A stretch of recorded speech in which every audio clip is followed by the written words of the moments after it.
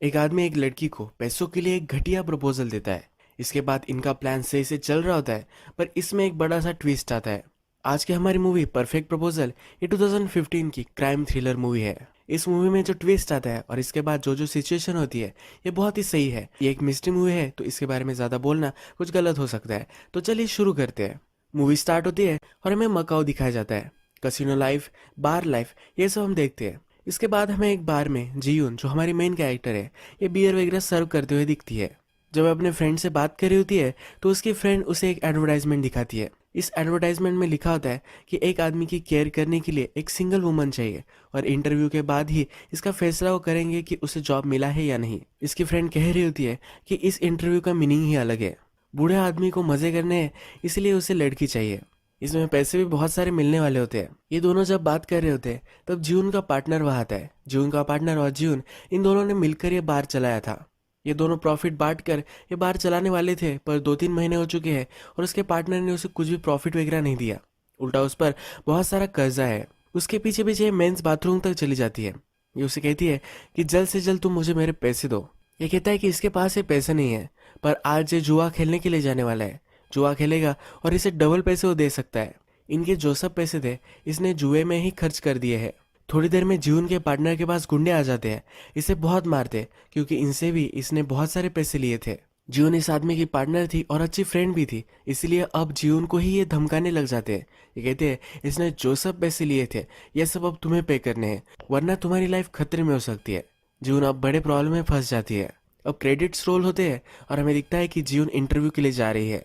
जो इंटरव्यू उसकी फ्रेंड उसे दिखा रही थी ओल्ड मैन की केयर करने के लिए, उसी इंटरव्यू में जा रही होती है। इंटरव्यू लेने के लिए और एक मेन कैरेक्टर हमें इंट्रोड्यूस किया जाता है। इसका नाम होता है संग। संग उससे फिर कोरियन में बात करने लग जाता है।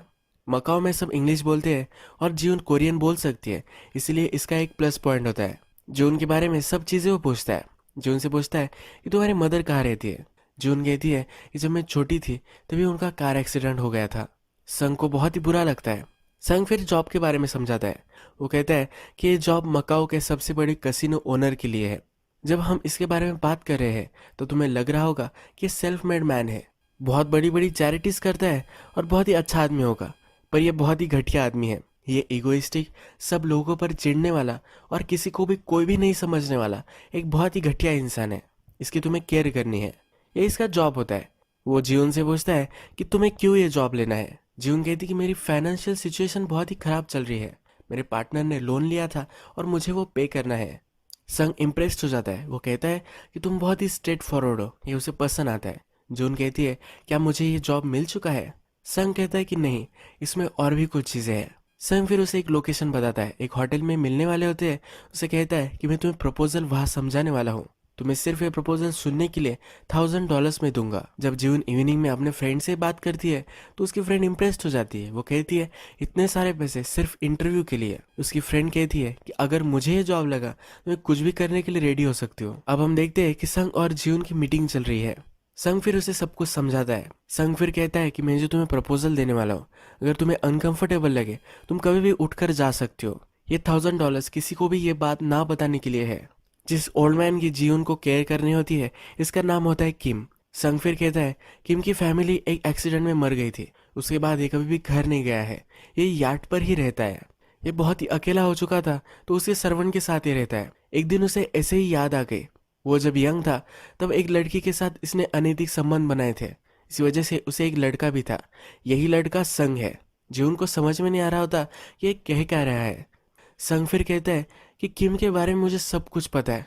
उसे किस तरह की लड़कियां पसंद है, किस तरह की चीज़ें उसे करनी अच्छी लगती है, किस तरह की बातें उसे अच्छी लगती है, सब कुछ चीज़ें मुझे पता है। संग को अब किम से बदला लेना है।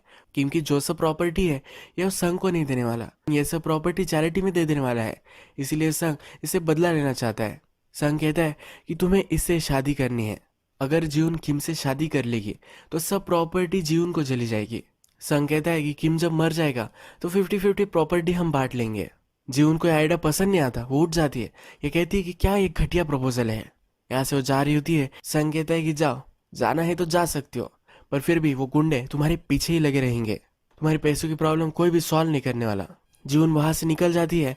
जब वो अपने बिल्डिंग में आती है तो उसने रेंट भी नहीं दिया होता। उसका लैंडलॉर्ड उसके पास आता है और उसका शोषण करने की कोशिश करता है। जीवन अब संग का प्रपोजल एक्सेप्ट करने के लिए रेडी हो जाती है। संग पहले जीवन को शॉपिंग करवाने के लिए लेकर आता है, उसका कंप्लीट मेकओवर करता है। किम को किस तरह की औरतें पसंद है उस तरह का उसे वो कंप्लीट मेकओवर देता है। जीवन अब यार्ड पर आती है। उसे जब सब सर्वेंट्स देखते हैं तो इन्हें वो बहुत ही ब्यूटीफुल लगती है। किम जब वहां आता है तब सब लोग डर कर साइड में हो जाते हैं। किम जीवन से पूछता है कि तुम लेट हो चुकी हो, मुझे वेट करवाना ये अच्छा आइडिया नहीं है। जीवन कहती है कि एक ओल्ड लेडी थी, उसकी मैं केयर कर रही थी, अब मैंने वो जॉब छोड़ दिया है और यहाँ आ चुकी हूँ। किम कहता है या तुम्हें पता है कि मैं कितना बड़ा आदमी हूँ, सारे कसिनो सारे यार्ड्स वगैरह सब कुछ मैं ओन करता हूँ, किसी ओल्ड लेडी के लिए तुम मुझे वेट नहीं करवा सकती। किम फिर उसे इंस्ट्रक्शन देता है। किम कहता है मैं सीटी बजाऊंगा, मैं अगर सीटी बजाता हूँ तो तुम्हें 2 मिनट में मेरे पास आ जाना है। जून कहती है कि मेरी सर्विसेज के लिए तुम मुझे पे कर रहे हो, तुम मुझे इस तरह से डिसरिस्पेक्ट नहीं कर सकते, तुम्हें मुझे सही से ट्रीट करना है। और ये जो सिटी वगैरह तुम कह रहे हो ये मैं नहीं करने वाली, तुम मुझे मेरे नाम से पुकारोगे, अगर कोई अर्जेंट काम है तो मुझे कॉल भी कर सकते हो।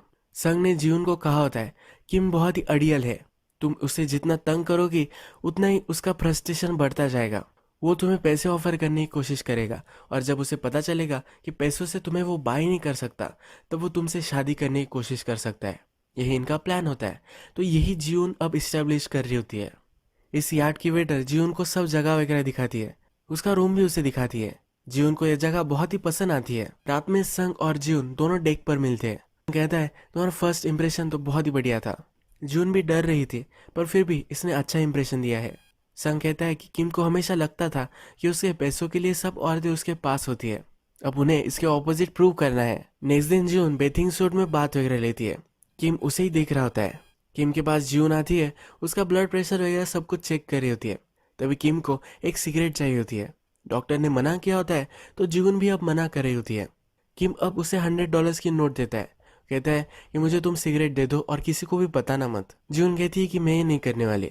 किम अपने एक बॉक्स में से एक रूबी डायमंड वाला नेकलेस निकालता है, वो उसे ऑफर करता है। जून कहती है कि बहुत ही ब्यूटीफुल है, फिर भी ये ऑफर एक्सेप्ट नहीं कर सकती। अब किम इस बार बहुत ही चिढ़ जाता है, कहता है मैं पैसे पे करता हूँ, मैं जो कहूँगा वो तुम्हें करना पड़ेगा, मेरे खिलाफ अगर तुम जाओगी तुम्हारी लाइफ में हेल बना दूंगा।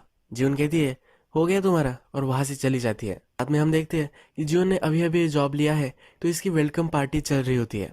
इस पार्टी में संग और जून को नाचने के लिए कहते हैं। ये दोनों बहुत ही ब्यूटीफुल डांस करते हैं। जून कहती है कि हमारी स्टोरी तो सिंड्रेला जैसी है, तुम अचानक मुझे बचाने के लिए आ गए, सिर्फ हिल टूटना ही मिसिंग है। और यहाँ इस डांस करते हुए इसकी हिल भी टूट जाती है। नेक्स्ट रात हम देखते हैं किम और उसका कैप्टन ये दोनों कोरियन चेस खेल रहे होते हैं।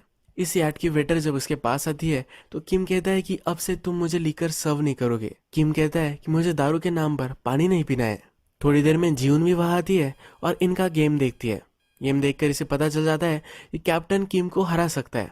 कैप्टन को चाल बताती है और किम सच में हार भी जाता है।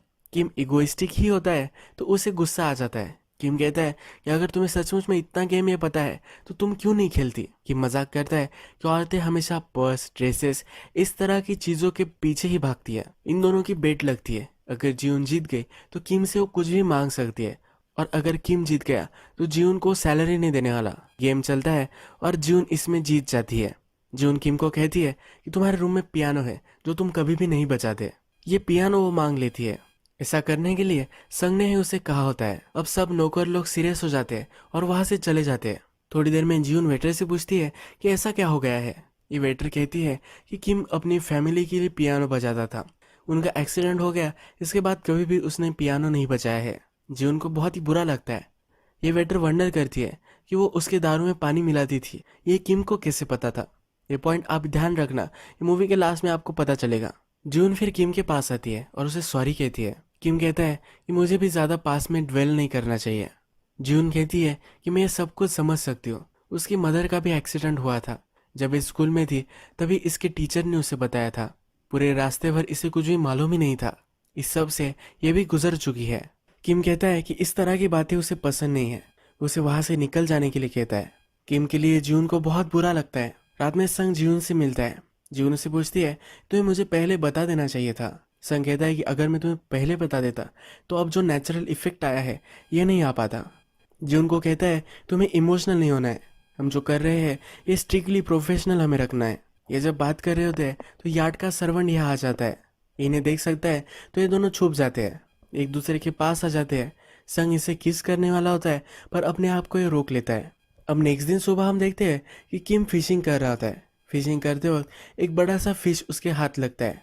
ये फिश बहुत ही बड़ा होता है और इसकी वजह से इसकी व्हेल चेयर हिलने लग जाती है। ये नीचे पानी में गिर सकता है पर फिर भी ये फिश छोड़ नहीं रहा होता। जिम इशारे इशारे में एक सर्वेंट को कहती है कि इसकी स्ट्रिंग ही तुम काट दो। अब किम इस सर्वेंट पर बहुत ही चिढ़ जाता है। वो कहता है कि अभी के अभी जाओ और वो फिश लेकर आओ। अगर तुम ये नहीं कर सकते तुम्हें ये स्टेक खाना पड़ेगा।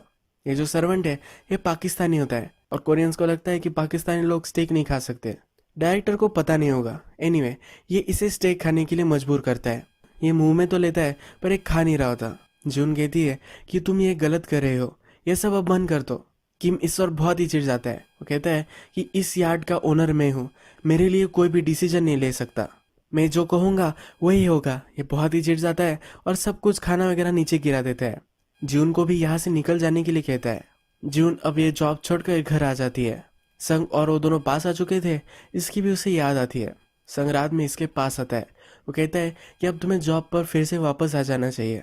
जीवन कहती है कि ये मैं नहीं कर सकती। संग उसे फिर से पैसों का लालच देता है। जीवन कहती है कि इतने सारे पैसे हैं, ये पता है मुझे, पर अगर मैं उससे शादी करूंगी फिर भी ये और 10-12 साल जिएगा, तब तक ये मेरी लाइफ हेल बना देगा। इसके साथ मैं कभी भी नहीं जी सकती। संग कहता है कि क्या तुम कह रही हो या उसे मार देना चाहिए। जीवन कहती है कि अगर वो मर गया तो यही सही होगा। ये वो ऑफर नहीं लेने वाली तो संग यहाँ से चला जाता है। रात में किम को बहुत ही बुरा लगता है। किम का जो कैप्टन होता है उसके अच्छी फ्रेंड की तरह होता है। ये उसके साथ बहुत ही पहले से है। ये कैप्टन कहता है कि मुझे आप अलग लग रहे हो। जब आपकी फैमिली थी तब आप जिस तरह से थे उसी तरह से मुझे आजकल तुम लग रहे थे। जिस तरह से आपकी वाइफ थी जो हमेशा से आपको सही रास्ता दिखाती थी, कोई भी गलत चीज़ें करने से आपको गाइड करती थी, उसी तरह से जीवन थी। जीवन ने कुछ भी गलत नहीं किया, ये उसे समझा रहा होता है। किम भी इस पर बहुत ही थॉट देता है। किम नेक्स्ट दिन जीवन के पास आ जाता है। जीवन को कहता है कि फिर से तुम यार्ड पर वापस आ जाओ। उसे इसके लिए बहुत सारे पैसे देने वाला होता है। जीवन कहती है कि अगर फिर से तुमने पैसों की बात की तो वहाँ से वो चली जाएगी। किम कहता है कि लाइफ में मैं रूथलेस था, बिजनेस वगैरह सब कुछ संभाल रहा था और मैं लोगों को पुश कर रहा था। मुझे हमेशा से लगता था कि औरतें मेरे पास सिर्फ मेरे पैसों के लिए आती है, पर तुम बहुत ही अलग हो। इसीलिए अब जीवन को मैरिज के लिए प्रपोज करता है। जीवन भी इसके लिए हाँ कर देती है और अब इनका मैरिज होने वाला है। किम को जब संग रेडी कर रहा होता है तो संग एक कैसीनो के बारे में पूछता है। वहाँ और एक नया मैनेजर लगने वाला होता है। ये कैसीनो किम संग को नहीं देता तो उसकी एक सर्वेंट को दे देता है। किम को कहता है कि उसने तुमसे ज़्यादा मुझे सर्व किया है, वो हार्ड वर्किंग भी है। उसे नहीं लगता कि संग कुछ भी सही से संभाल पाएगा। वो कहता है कि तुम तुम्हारी मदर की तरह ही वीक हो। संग इस पर नाराज हो जाता है। वो कहता है कि तुम्हारे पास हो ये तुम्हारे पैसों के लिए ही हो। मेरी मदर तुमसे बहुत ही प्यार करती है, तुम्हें मेरी मदर के बारे में कुछ भी बात नहीं करनी है। वो तुमसे प्यार करती थी, इसी वजह से उसने मुझे बर दिया था।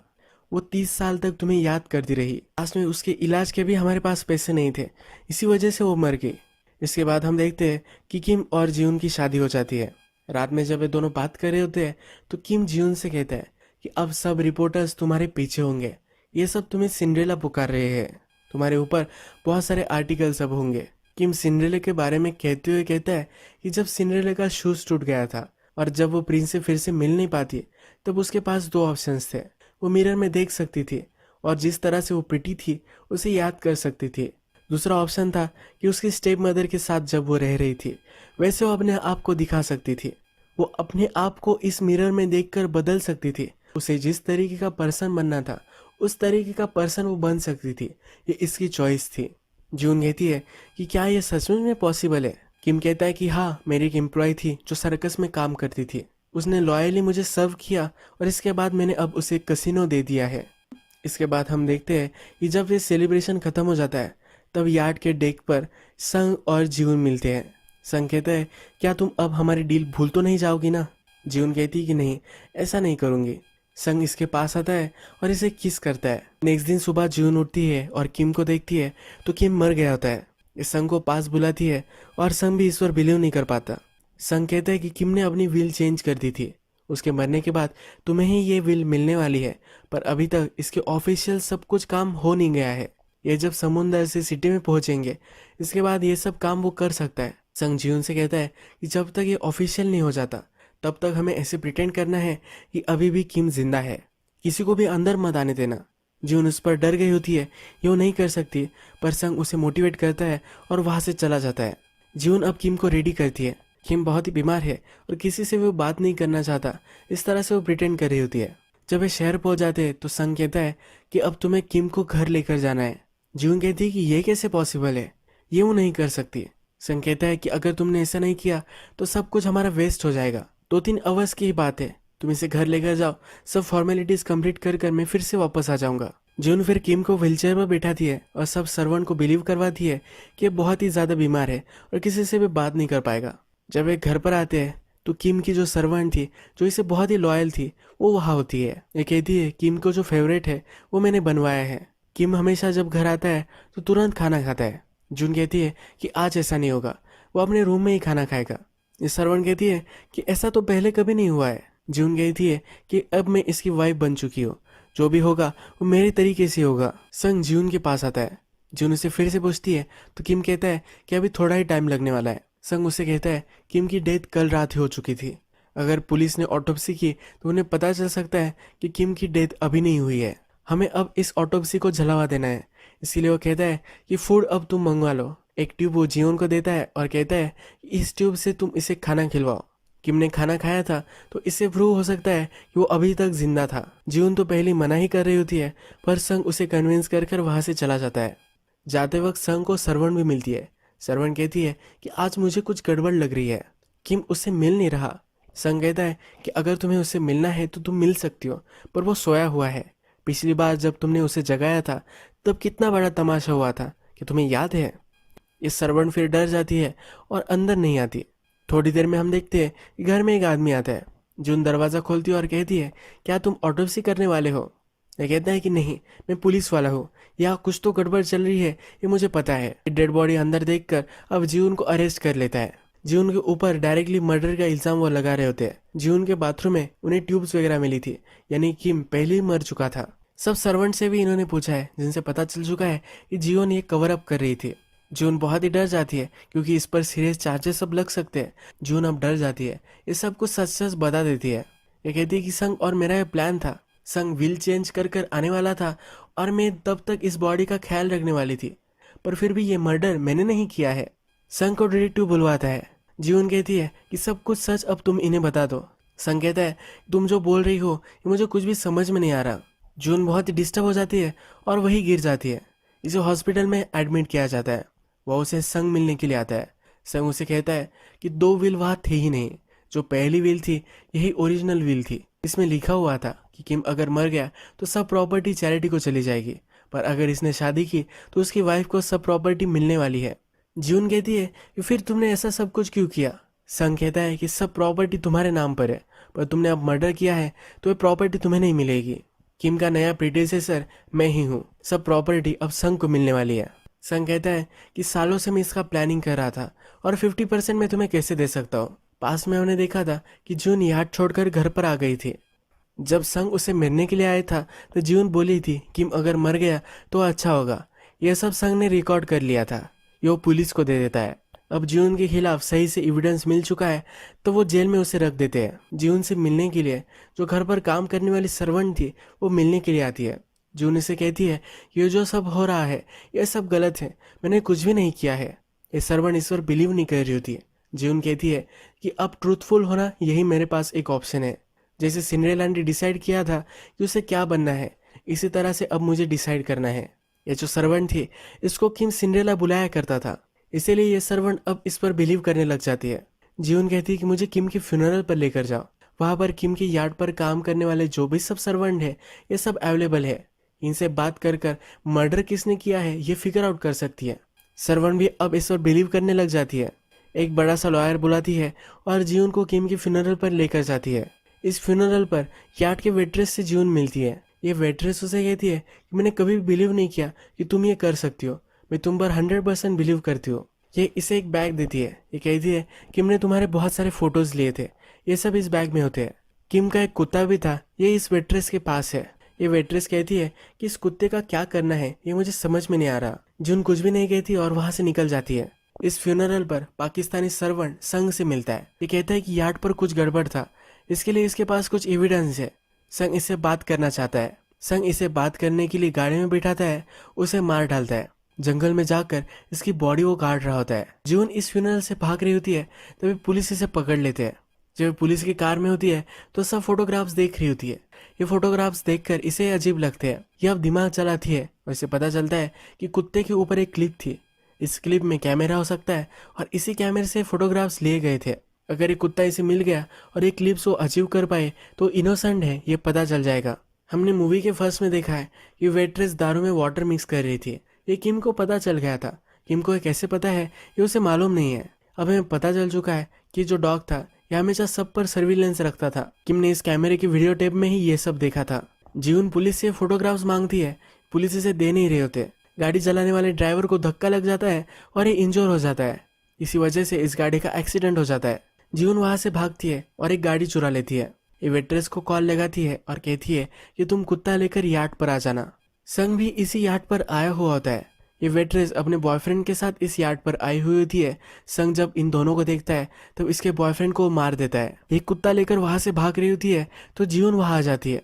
जीवन ने कुत्ता लेती है और इसी यार्ड में छिप जाती है। संग इसे ढूंढता है और मारने ही वाला होता है तब ये कुत्ता छोड़ देती है। संग डिस्ट्रैक्टेड हो जाता है। जीवन उस पर वार करती है पर उसे मार नहीं पाती। संग उसे पकड़ लेता है, उसका गला दबा रहा होता है। तभी वेट्रेस एक बड़ी सी चीज लेती है और संग के सर में डाल देती है। संग यही बेहोश हो जाता है। जो कुत्ते की क्लिप में कैमरा था इसे साफ साफ दिखाई देता है कि किम को संग ने ही मार दिया था। अब पुलिस के पास सही से एविडेंस मिल चुका है तो जीवन अब फ्री हो चुकी है। किम की प्रॉपर्टी उसे मिलने वाली थी, अब वो उसे मिल जाती है। संग जेल में चला जाता है। जेल में जीवन संग से मिलने के लिए आती है। संग कहता है कि जब मैं तुमसे पहली बार मिला था तब कैसी सिचुएशन थी, तुम्हें कुछ भी पता नहीं था। अब जीवन बहुत ही पावरफुल बन चुकी है। जीवन कहती है कि क्या तुम्हें सचमुच में उसे मारने की जरूरत थी। संग कहता है कि मेरी मदर जो बीमार थी तो मैंने किम को लेटर लिखा था। उसके इलाज के लिए मैंने उनसे पैसे मांगे थे, पर फिर से कभी कांटेक्ट मत करना। इस तरीके का रिस्पॉन्स किम ने उसे दिया था। संग कहता है कि तुम अपने आप को भी इतना ऑनेस्ट मत समझो, तुम्हारे माइंड में भी ये ख्याल आया था कि उसे मार देना चाहिए। जीवन वहां से जा रही होती है तो संग कहता है कि हमेशा तुम एक चीज याद रखना, तुम्हें ये जो सब मिला है ये मेरी वजह से ही मिला है। जीवन इस पर हंसती है और यहाँ से चली जाती है। इसका मतलब है संग अगर किम को नहीं मारता तो ये उसे मार ही देती। यही मूवी एंड हो जाती है। अगर आपको वीडियो अच्छा लगा होगा तो प्लीज़ इस वीडियो को लाइक कर दीजिएगा। मैं बहुत सारी इस तरह की मूवी लेकर आता रहता हूँ, तो प्लीज़ चैनल को सब्सक्राइब कर दीजिए। बेल नोटिफिकेशन आइकॉन भी दबाना मत भूलिए, यानी कि आपको सब मूवीज़ मिलती रहे। हम फिर से मिलेंगे और एक नई मूवी के साथ। तब तक के लिए थैंक यू और आप अपने आप का ख्याल रखिए।